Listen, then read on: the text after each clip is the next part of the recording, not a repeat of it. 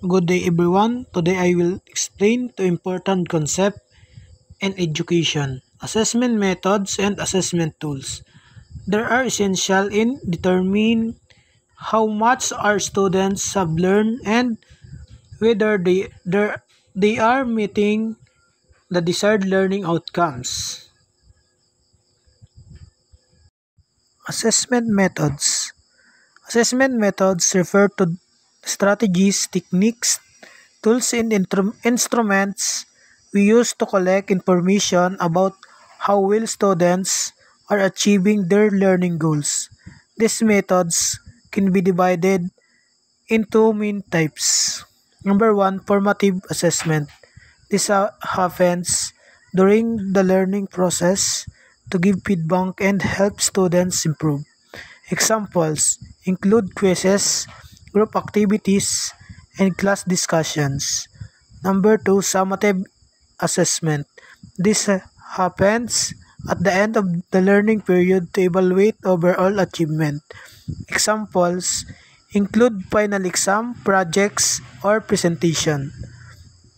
Assessment methods guide us to decide what data to collect and how to interpret it. For example, if we want to know if students can solve math problems, we might use a writing test. If we want to assess their communication skills, we might ask them to do a presentation. Assessment tools. Assessment tools are the specific instruments or resources we use to gather the data we need to each learning outcome. These tools are choosing based on the type of assessment method we are using. Examples include rubric. Rubrics. This provide clear criteria for grading projects, essay, or performance. Checklists. This help ensure all required tasks are completed during an activity. Surveys or questionnaires. This collect opinions or self-assessment from students.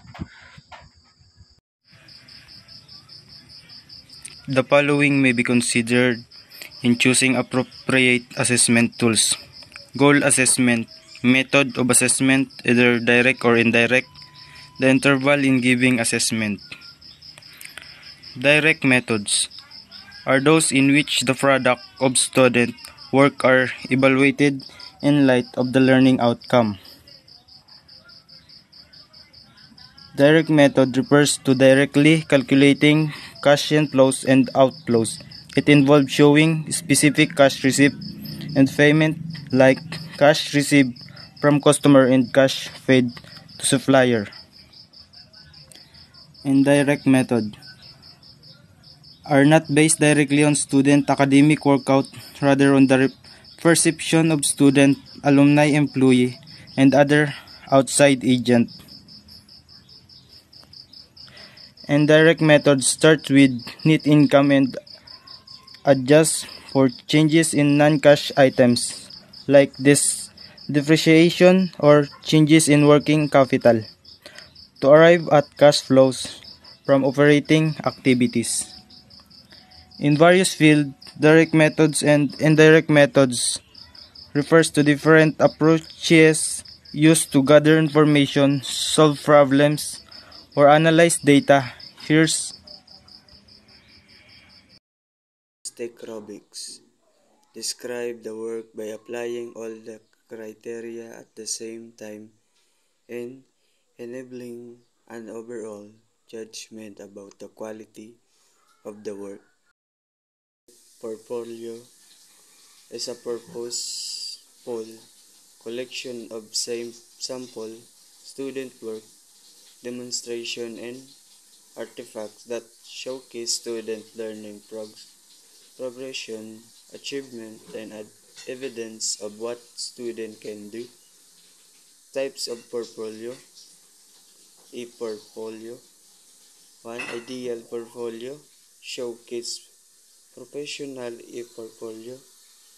3. Documentation portfolio. 4. Learning e-portfolio. 5. Evaluation Assessment A. Portfolio.